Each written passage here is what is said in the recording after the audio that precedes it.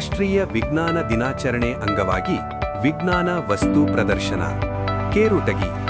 ವಿಜಯಪುರ ಜಿಲ್ಲೆಯ ದೇವರಹಿಪ್ಪರಗಿ ತಾಲೂಕಿನ ಸರಕಾರಿ ಮಾದರಿ ಪ್ರಾಥಮಿಕ ಶಾಲೆ ಕೇರುಟಗಿಯಲ್ಲಿ ರಾಷ್ಟ್ರೀಯ ವಿಜ್ಞಾನ ದಿನಾಚರಣೆ ಪ್ರಯುಕ್ತ ವಿದ್ಯಾರ್ಥಿಗಳ ವಿಜ್ಞಾನ ವಸ್ತು ಪ್ರದರ್ಶನ ಕಾರ್ಯಕ್ರಮವನ್ನು ವಿಜೃಂಭಣೆಯಿಂದ ಏರ್ಪಡಿಸಲಾಗಿತ್ತು.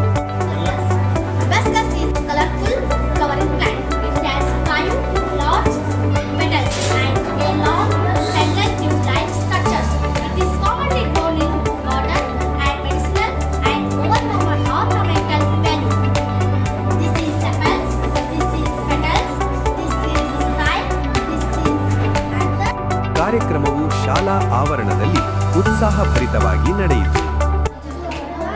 ಗಾಳಿಯ ಶಕ್ತಿಯನ್ನು ವಿದ್ಯುತ್ ಶಕ್ತಿಯಾಗಿ ಪರಿವರ್ತಿಸುವ ಯಂತ್ರವನ್ನು ಗಾಳಿಯಂತ್ರ ಎಂದು ಕರೆಯುವರು. ಗಾಳಿಯಂತ್ರವು ಹೇಗೆ ಕೆಲಸ ಮಾಡುತ್ತದೆ? ಮೊದಲನೆಯದಾಗಿ ಗಾಳಿ ಬೀಸಿದಾಗ ಬ್ಲೇಡ್ಗಳು ತಿರುಗುತ್ತವೆ. ಎರಡನೆಯದಾಗಿ ರೋಟರ್ಗಳು ಕೂಡ ತಿರುಗುತ್ತವೆ. ಮೂರನೆಯದಾಗಿ ಜನರೇಟರ್ ಕಾರ್ಯನಿರ್ವಹಿಸಿ ವಿದ್ಯುತ್ ಉತ್ಪಾದಿಸುತ್ತದೆ. ಗಾಳಿಯಂತ್ರದ ಪ್ರಯೋಜನಗಳು: ಮೊದಲನೆಯದಾಗಿ ಪರಿಸರ ಸ್ನೇಹಿ, ಇದಕ್ಕೆ ಮಾಲಿನ್ಯ ಇಲ್ಲ. ಎರಡನೆಯದಾಗಿ ಕೈತರಿಸಬಹುದಾದ ಶಕ್ತಿ. ಮೂರನೆಯದಾಗಿ ಇಂಧನ ಇಲ್ಲ.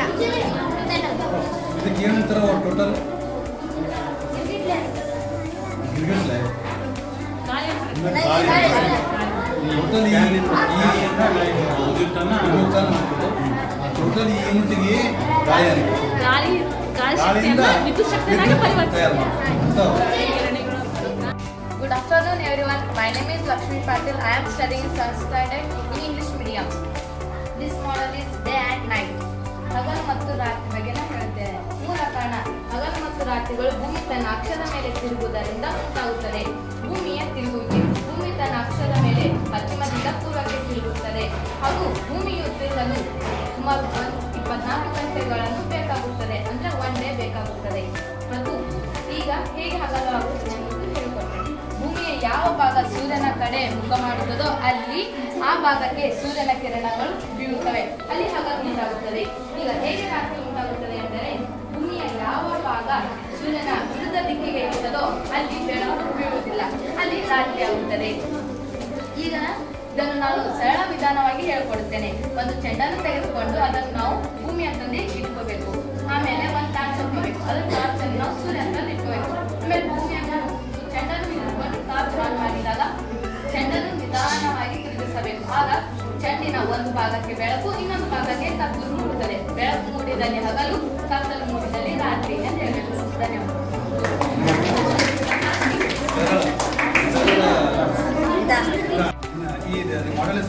ನೀರಿನ ಜಲಚಕ್ರ. ನನ್ನ ಹೆಸರು ಶ್ರೇಷ್ಠಾ ಪಾಟೀಲ್. ನಾನು 6ನೇ ತರಗತಿಯಲ್ಲಿ ಓದುತ್ತಿದ್ದೇನೆ, ಆಂಗ್ಲ ಮಾಧ್ಯಮ. ಜಲಚಕ್ರ ಎಂದರೆ ಮೊದಲು ಮೋಡದಿಂದ ಮಳೆಯಾದಾಗ ಮಳೆಯ ನೀರು ಹಳ್ಳಿ, ನಗರ, ಪಟ್ಟಣಗಳಲ್ಲಿ ಬೀಳುತ್ತವೆ. ಅಲ್ಲಿ ಬಿದ್ದಾಗ ಅಲ್ಲಿ ಮರ ಗಿಡಗಳು ತಮಗೆ ಬೇಕಾದಷ್ಟು ನೀರನ್ನು ತೆಗೆದುಕೊಂಡು ಉಳಿದವೆಲ್ಲ ನೀರು ಹರಿದುಕೊಂಡು ಹೋಗುತ್ತವೆ. ಹರಿದುಕೊಂಡು ಹೋದಾಗ ಅಲ್ಲಿ ಹಳ್ಳ, ಕೆರೆ, ಸಾಗರ, ನದಿ, ಸಮುದ್ರ, ಸರೋವರಗಳಲ್ಲಿ ಅವು ಹೋಗುತ್ತವೆ. ಸರೋವರದಲ್ಲಿ ಹೋದಾಗ ಸೂರ್ಯನ ಬಿಸಿಲಿಗೆ ಅವು ನೀರು ಆವಿಯಾದಾಗ ಅವು ನೀರು ಮೇಲೆ ಬರುತ್ತವೆ. ಆವಿಯಾಗುವುದು ಯಾರ ಕಣ್ಣಿಗೂ ಸಹ ಕಾಣುವುದಿಲ್ಲ. ಅಲ್ಲಿ ಆವಿಯಾದಾಗ ಮೇಲೆ ಬಂದು ಮೋಡ ಆಗುತ್ತವೆ. ಮೋಡ ಆದಾಗ ಅಲ್ಲಿ ಚೆನ್ನಾಗಿ ಗಾಳಿ ಬೀಸಿದಾಗ ಮೋಡವು ಕುಸಿಯುತ್ತವೆ. ಕುಸಿದು ಮಳೆ ಬೀಳುತ್ತದೆ. ಮತ್ತೆ ಹೊಳ್ಳಿ ಮಳೆ ಬಿದ್ದು ಭೂಮಿಯಲ್ಲಿ ಸುರಿದು ಹಂಗೆ ಹರಿದು ಸಾಗರ, ಸಮುದ್ರದಲ್ಲಿ ಹೋಗಿ ಸೇರಿಕೊಂಡು ಸೂರ್ಯನ ಬಿಸಿಲಿಗೆ ಆವಿಯಾಗಿ ಮತ್ತೆ ಮೋಡ ಆಗುತ್ತವೆ. ನೀರಿನ ಜಲಚಕ್ರ ಆಗುತ್ತದೆ. ಇದನ್ನ ಇಂಗ್ಲಿಷ್ ವಾಟರ್ ಸೈಕಲ್. ಮಧ್ಯಾಹ್ನದ ಶುಭಾಶಯ. ಹಾಗೂ ನನ್ನ ಹೆಸರು ಸುಚಿತ್ರಾ ಒಡೆಯರ್. ನಾನು 7ನೇ ವರ್ಗದಲ್ಲಿ ಓದುತ್ತೇವೆ. ಈಗ ನಾನು ಮಾಡಿರುವ ಯಂತ್ರ ಮೂತ್ರ ಜನಕಾಂಗವು. ಮೂತ್ರ ಜನಕಾಂಗವು ಹೇಗೆ ಕೆಲಸ ಮಾಡ್ತವೆ ಎಂದರೆ, ನಾವು ಕುಡಿದಿರುವಂತಹ ನೀರು ಮೂತ್ರದಲ್ಲಿ ಹೊರಗಡೆ ಬರುತ್ತದೆ. ಅದು ಹೇಗೆ ಅಂತ ತೋರಿಸುತ್ತೇನೆ.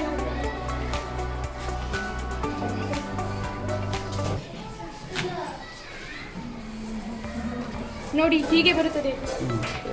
ಮತ್ತು ಮೂತ್ರ ಜನಕಾಂಗ ಮ್ಯಾಲ್ ನೋಡ್ಬೇಡ, ಅದನ್ನ ನೋಡು. ಮೂತ್ರವು ಮ್ಯಾಲ್ ನೋಡ್ಬೇಡ, ಅದನ್ನ ನೋಡು.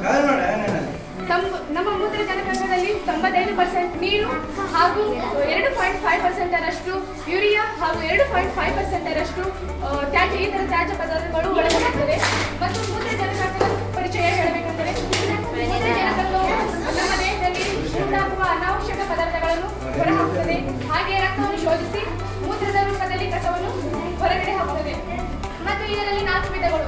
ಅವು ಯಾವುವು ಎಂದರೆ ಮೂತ್ರಪಿಂಡಗಳು, ಮೂತ್ರನಾಳಗಳು, ಅಂಡಾಶಯವು, ಮೂತ್ರನಾಳಿಗೆಯು. ನೀನು ಮತ್ತೆ ತೋರಿಸು ಮೂತ್ರಪಿಂಡ ತೋರಿಸ್ಬೇಕು. ಮೂತ್ರಪಿಂಡದ ಇದು ಮೂತ್ರಪಿಂಡಗಳು. ಮೂತ್ರಪಿಂಡವು 2 ಇದ್ದಿದ್ದು ಹಾಗೂ ರಕ್ತವನ್ನು ಶೋಧಿಸಿ ಕಸದ ಪದಾರ್ಥಗಳನ್ನು ಹೊರಗಡೆ ಏಯ್ ನನ್ನ ಹೆಸರು ಕಾವೇರಿ ಬುಳ್ಳ. ನಾನು 7ನೇ ತರಗತಿಯಲ್ಲಿ ಓದುತ್ತಿದ್ದೇವೆ. ನನ್ನ ಹೆಸರು ಕಾವೇರಿ ಬುಳ್ಳ. ನನ್ನ ಹೆಸರು ಮಾಯಾ ಪೂಜಾರಿ. ನಾನು 7ನೇ ತರಗತಿಯಲ್ಲಿ ಓದುತ್ತಿದ್ದೇನೆ. ಕನ್ನಡ ಮಾಧ್ಯಮ. ನಾವು ಈಗ ಮಾನವನ ಜೀರ್ಣಾಂಗವನ್ನು ತಿಳಿಸಿಕೊಡುತ್ತೇವೆ. ನಾವು ಮೊದಲನೆಯದಾಗಿ ಆಹಾರವನ್ನು ಸೇವನೆ ಮಾಡುವಾಗ ಅದು ನಮ್ಮ ದೇಹದೊಳಗೆ ಸೇರುತ್ತದೆ. ನಮ್ಮ ದೇಹದೊಳಗೆ ಸೇರುವ ಪ್ರಕ್ರಿಯೆಗೆ ಆಹಾರ ಸೇವನೆ ಎನ್ನುವರು.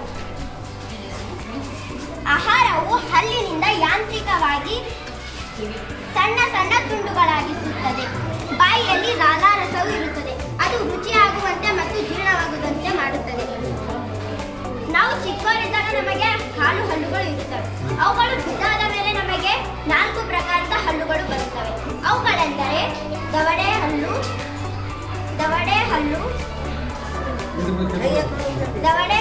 ಕಿರುದವಡೆ ಹಲ್ಲು, ಕೋರೆ ಹಲ್ಲು, ಬಾಚೆ ಹಲ್ಲು. ದವಡೆ ಹಲ್ಲುಗಳು ಎಷ್ಟು ಗೊತ್ತಾ? ಇಲ್ಲ, ನಾನು ಇವತ್ತು ತಿಳಿಸ್ಕೊಡ್ತೀನಿ. ದವಡೆ ಹಲ್ಲುಗಳು 6, ಕಿರುದವಡೆ ಹಲ್ಲುಗಳು 4, ಕೋರೆ ಹಲ್ಲುಗಳು 2, ಬಾಚಿ ಹಲ್ಲುಗಳು 4. ಒಟ್ಟಾರೆಯಾಗಿ ಮಾನವರಿಗೆ ಮೇಲೆ 16, ಕೆಳಗೆ 16, 32 ಹಲ್ಲುಗಳಿವೆ. ಇವುಗಳು ಆಹಾರವನ್ನು ಅಗಿಯುವ ಕೆಲಸವನ್ನು ಮಾಡುತ್ತವೆ. ಈಗ ಅನ್ನನಾಳವು ನಾವು ಮೊದಲನೆಯದಾಗಿ ಆಹಾರವನ್ನು ಸೇವನೆ ಮಾಡುವಾಗ ದೇಹದೊಳಗೆ ಬಾಯಿಯೊಳಗೆ ಹಾಕಿಕೊಳ್ಳುತ್ತೇವೆ. ಬಾಯಿಯೊಳಗೆ ಹಾಕಿಕೊಂಡಾದ ಮೇಲೆ ಎಲ್ಲಿ ಹೋಗುತ್ತೆ? ಅದು ಬಾಯಿಯಲ್ಲಿಂದ ಅನ್ನನಾಳಕ್ಕೆ ಹೋಗುತ್ತದೆ. ಅನ್ನನಾಳದಿಂದ ಜಠರಕ್ಕೆ ಹೋಗುತ್ತದೆ. ಜಠರದಲ್ಲಿ ನಾವು ಜಾಸ್ತಿ ಆಹಾರವನ್ನು ಸೇವನೆ ಮಾಡಿದರೆ ಅದು ವಾಂತಿ ಮೂಲಕ ಹೊರ ಹಾಕುತ್ತದೆ. ನಾನು ಈಗ ಜಠರದ ಬಗ್ಗೆ ಹೇಳುತ್ತೇನೆ. ಜಠರವು ದಪ್ಪ ಬಿಟ್ಟಿಯಾದ ಆಕೃತಿಯಾಗಿದೆ. ಇದು ಒಂದು ದೊಡ್ಡ ಗ್ರಂಥಿ. ನಮ್ಮ ದೇಹದಲ್ಲಿ ಅತ್ಯಂತ ದೊಡ್ಡ ಗ್ರಂಥಿ ಎಂದರೆ ಜಠರದ ಭಾಗದಲ್ಲಿ ನಾವು ಅನ್ನನಾಳದಿಂದ ಜಠರಕ್ಕೆ ಬಂದು ಜಠರವು ಸಣ್ಣ ಕರುಳಿಗೆ ಬರುತ್ತದೆ.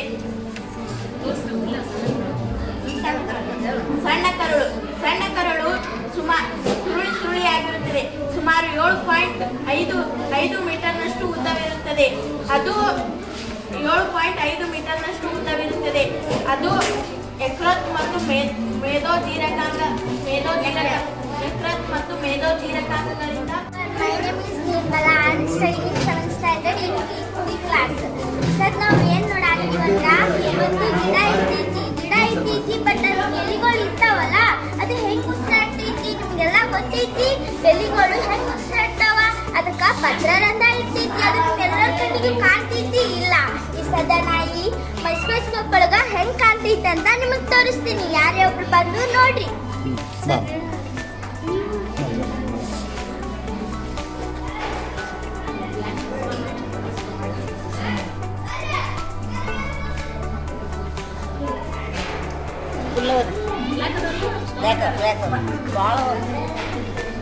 ಈ ಸದ ಪತ್ರರಂಧ್ರ ಅಂದ್ರೆ ಏನು, ಅವು ಹೇಗೆ ಯೂಸ್ ಆಗ್ತಾವ ಅಂತ ನಾನು ನಿಮ್ಗೆ ಹೇಳ್ತೀನಿ.